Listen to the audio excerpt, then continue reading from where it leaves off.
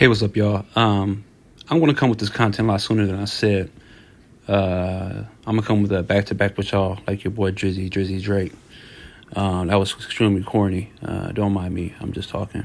So, like I said, I'm going to come to you guys with the first Negro population of India. And these individuals were called the Dravidians. They're still there now. I don't know how populated they are now, but earlier in India's history, they were very, very, very large population. But just like original people everywhere, they are now, I believe, pushed into obscurity by the other migrations of those who came to India.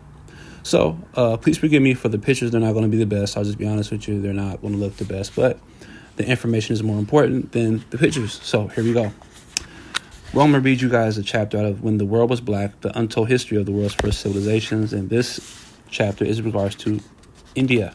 The Indus Valley. There can be little doubt that the pre-Dravidian tribes have a preponderating element of Negro blood. Sir Harry Hamilton Johnston. Who are the original people of India? There are many different communities in India. Some look nearly white, many are various shades of brown, and some are as black-skinned as the people of Sudan. Actually, not some, but many. India today has over 1 billion residents, so there's actually a lot of black people there. In fact, all things considered, India has the largest black population in the world outside of Africa. If you watched my first video before this, I threw that out there. But what does this mean? What makes these people black? Who were the first black people in India, and what did they accomplish? So we're going to talk about the Dravidians, the people who are on the screen right now. For those of us who have come across this topic before, we've probably heard that the original black people of India are known as the Dravidians. This isn't all wrong, but it's not exactly accurate either. For starters, Dravidian is a language family, not a race or tribe. You don't have to be black to speak Dravidian. There are over 200 million Dravidian speakers, most of them living in southern India. Others are scattered across central India, Sri Lanka, Bangladesh, Nepal, and Pakistan. The largest Dravidian speaking groups are the Telugus, Tamilus. I'm going to tell you right now, I'm going to butcher these, so don't be too upset. Kannadigas, Malayalis, Tulabas, Gans, and Baru. If you look at the pictures of them, you'll see the black genes, but these people don't all look exactly alike. They look different, and there are unique variations in each of their languages, some of which is a result of them having different ancestral roots. This is because the Dravidians weren't the first black settlers of India, or the last. People, especially those of us in the business of explaining such things to others, tend to reduce things to the simplest possible understanding. As a result, some of us associate all the indigenous black people of India with the Dravidians, but there's more to the story than that. You see, most Dravidian people, like the Tamil, look Australoid, while some, like the Gand, look more Africoid. Why the difference? This is because there was more than one migration of black people settling India. The first black people in India, in his short story of civilization, Professor Lynn Thorndike described the ancient people of India as short black men with almost Negro noses. There is considerable agreement, even among Indian historians, that the first settlers of India could be associated with little black people, or negritos. As Vidya Prakash Tyagi explains in the excellent Martial Races of Undivided India, the aboriginal inhabitants of India belonged to an ancient population of unsure origins who mainly populated the jungle environments of the subcontinent, much like the modern-day pygmies of Africa and the negritos of Southeast Asia.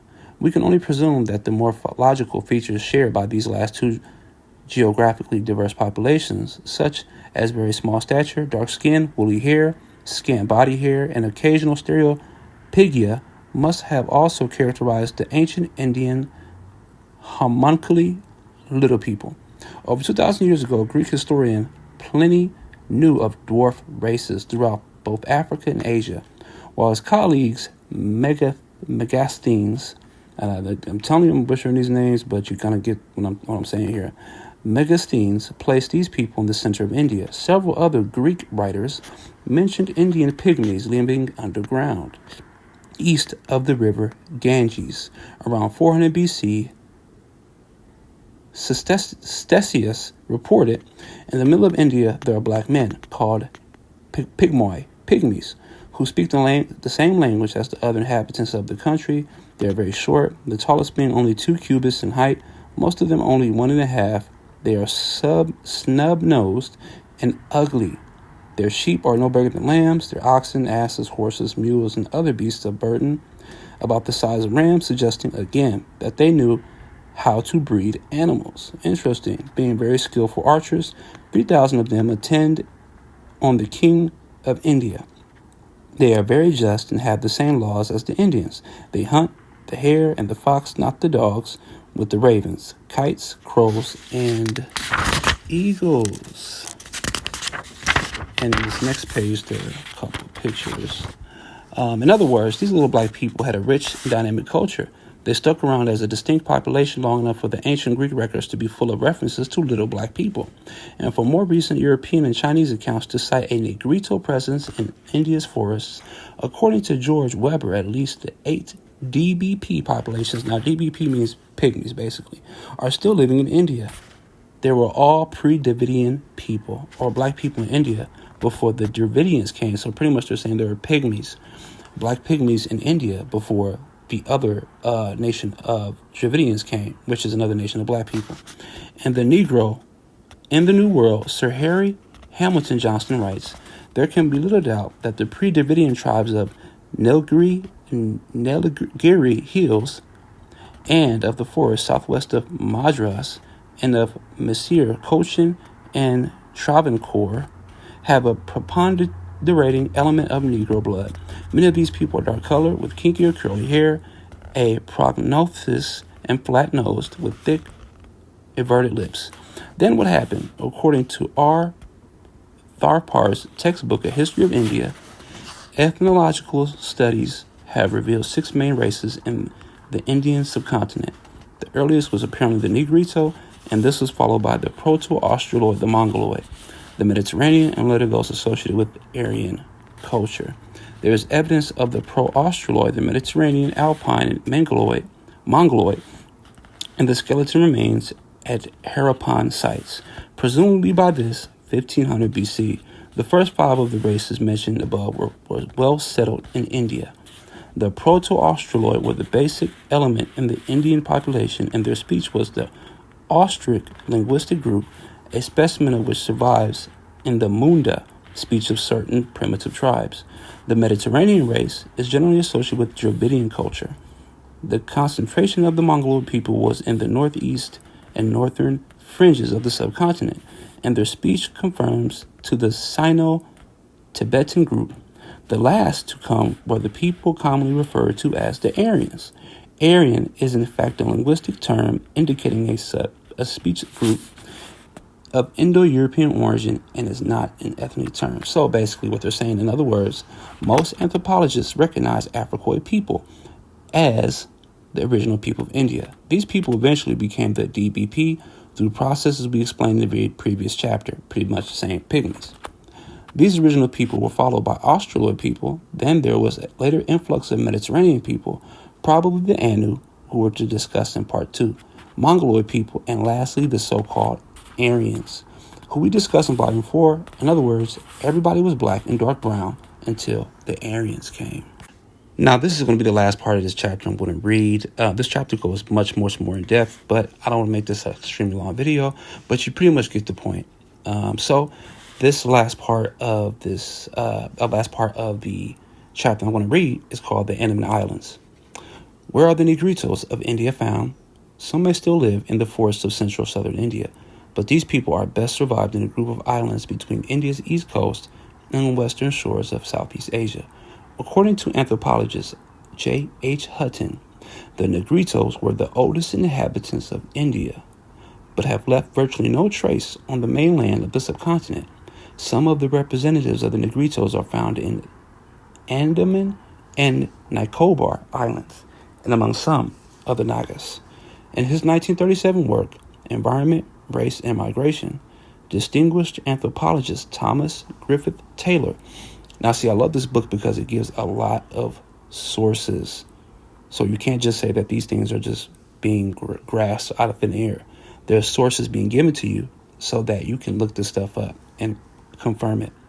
Thomas Griffith Taylor indicates a group of dwarf folk, like I said, pygmies, and the rugged hills in the extreme south of India with the people of the Andaman Islands. B.S. Guha, former director of the Anthropological Survey of India, used physical measurements carried out during the census of 1931 to devise a racial classification that is considered as the most authentic. According to Guha's findings, most probably the Negritos were the earliest arrivals in India. Their representatives are the Andamanese, Nacabras, and the Irulas, Kadars, Kanakars, Muthuans, Panayans, Pulians, Uralis, living in the hills of Tamil Nadu, Kerala, and Karnataka. Their arrival in the Andaman and Nicobar Islands is believed to be from the peninsula of Malaysia. In appearance, culture, and traditions, they are very close to the Semings and Sakis tribes of the Malaysian peninsula. In other words, these black people are descendants of the original people to settle India. What a great way to end this piece of content. So, just imagine this thing happening in India and how this happened. This probably happened in many other places, I dare say, on this earth. So, I just read to you the first black tribe, or the first black settlement, first 5 settlements of India. First being the Pygmies, and then the Pre-Davidians, all Negro tribes, and then the last race to settle India was more of an Aryan race. So, I hope you enjoyed this content. I'll probably bring some more content to you guys probably tomorrow and read some other chapters of this book that you guys may find interesting. So if you like this content, please like, share, subscribe. It's your boy Justin from Nebraska. And yes, there's black people in Nebraska. I'm out.